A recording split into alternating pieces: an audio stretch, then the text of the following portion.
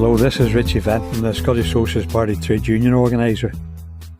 In several decades of campaign and organising election campaigns, I've never known a period when there's less enthusiasm for the election of the main opposition party, this instance Labour. We see the picture where Rishi Sunak is so unpopular that his personal ratings are even lower than those of Liz Truss. And yet, at the same time, Starmer's personal ratings are at their rock bottom. We also see an indication of the lack of enthusiasm by the fact that a good 1/3 of people aged 18 to 25 have not even registered to vote. Now, I think that's a bad thing, the fact that people are put off from participating in an election to help to shape the near future. But it's entirely understandable when you look at Labour's manifesto. It's the most uninspiring, empty set of vacuities that I think I've read in terms of any Labour manifesto in recent decades. For a start off, it's full of talk about how they've got plans and how they've got a strategy on this, that and the other, but none of those plans and none of those strategies are backed up by any substance, any promises of investment from the government. Overarching their manifesto is the fact that they've said they will stick to Tory fiscal rules, Tory spending plans, Tory spending limits and cuts, in other words. And the excuse they constantly trot out from Labour is that the national debt compared to gross domestic product, GDP, is very high. In fact, debt is 99% of GDP, which sounds a hell of a lot. But it's a feeble excuse, actually, because when you compare it to other countries, France's national debt is 112% of their GDP, America's is 130%, and more to the point, 1945, when the Labour government was shoved into power by a radicalised working class at the end of the Second War, the national debt in Britain was 250% of GDP. And yet that was the period when, under the pressure of the masses, the Labour government, which was by no means a left-wing government in terms of Attlee, it was actually quite right-wing in real terms, they introduced the health service, they introduced the welfare state, and not just them, but their successor Tory government of Harold Macmillan built 300,000 council houses a year under the Tories in the 1950s. So this idea that national debt dictates the need to cut things is utter nonsense. It's economically illiterate, because what's required is massive state investment in services that are on their knees at the minute. I'll take first of all the example of the National Health Service. There's a report has just come out today from the BMA in Scotland, the Doctors Union, indicating that 58,000 people are on a waiting list of more than 12 hours for accident and emergency treatment. That's 24 times more than 5 years ago. The same BMA Doctors Union have declared that already, it's not a prediction, it's a fact already, that there's a 2-tier health service in Scotland and of course Britain as a whole. And that's clearly the case. There's been an 84% increase in the number of patients who are paying for private treatment in the last 5 years.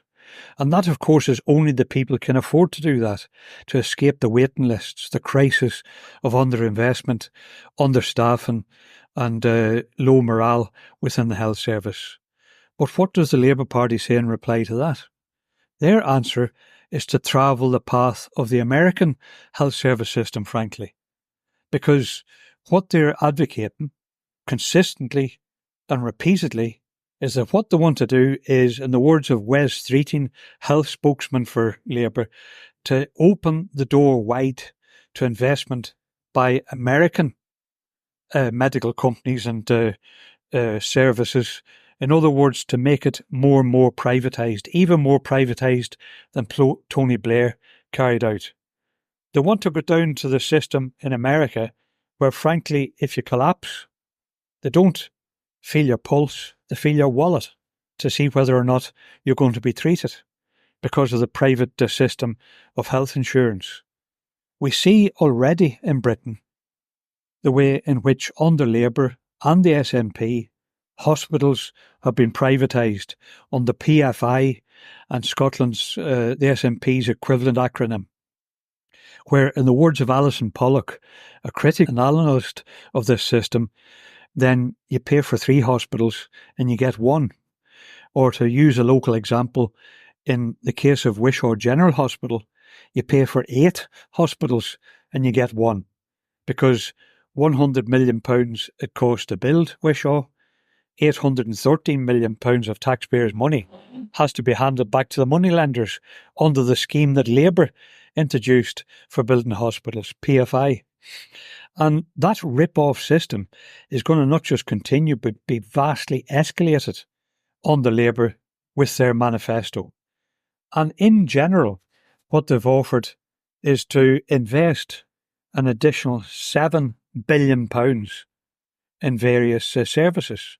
Now, £7 billion to you or me sounds an awful lot of money, but £7 billion is in comparison to the fact on an annual basis the British government spends about £1,200 billion. So 7 out of 1,200, do the arithmetic for yourself. It's minuscule. It's hardly visible as an amount of money.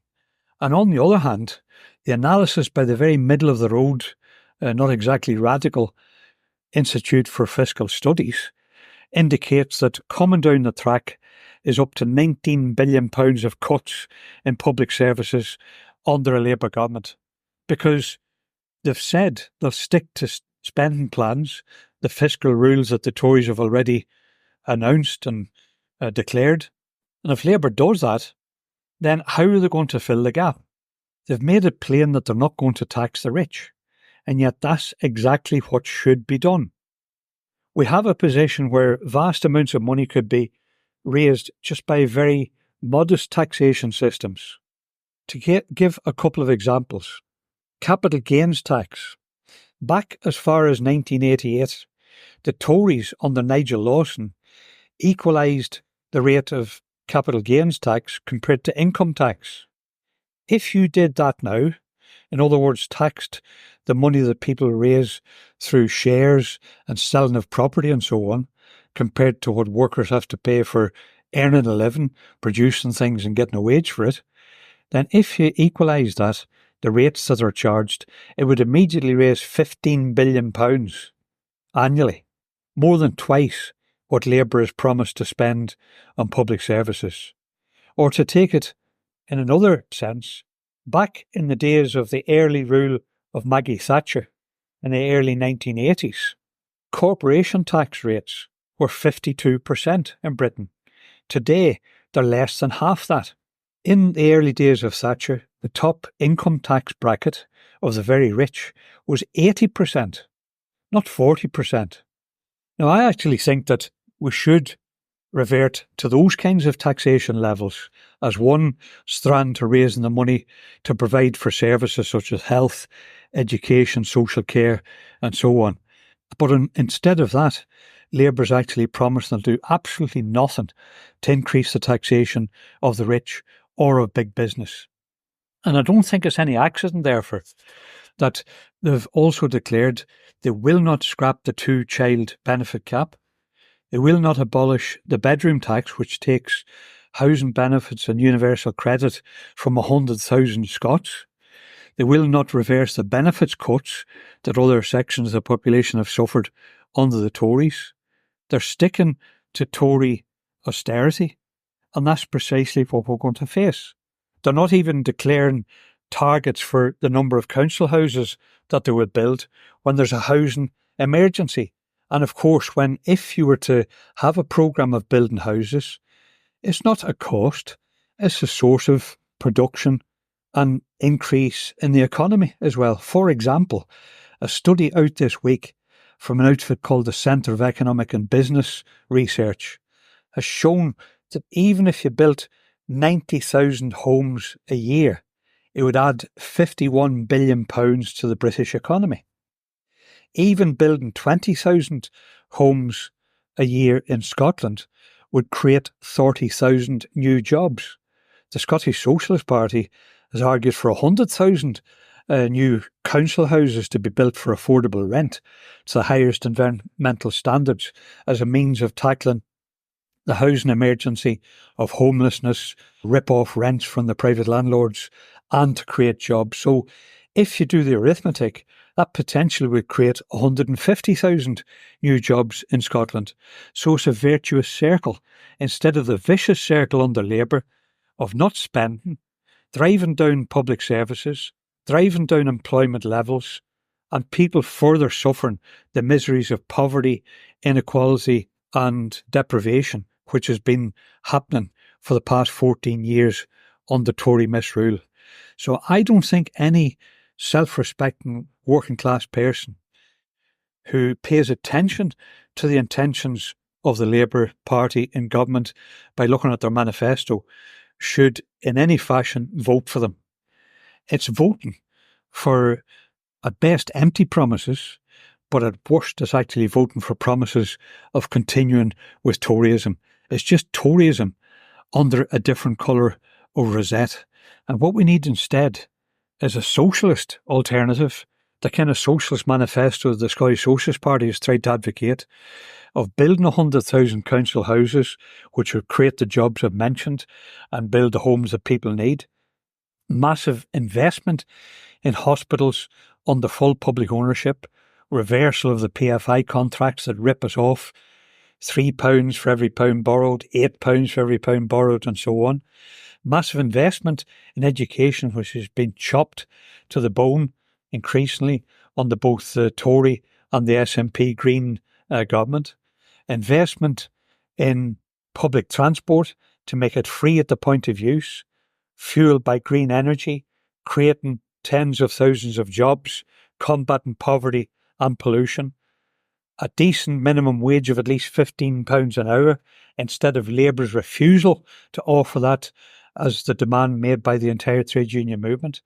And also outright abolition of all zero-hour contracts, which Labour's manifesto pointedly refuses to do, retreating to the weasel expression of getting rid of exploitative zero contracts. In other words, just a few of them, not all of them.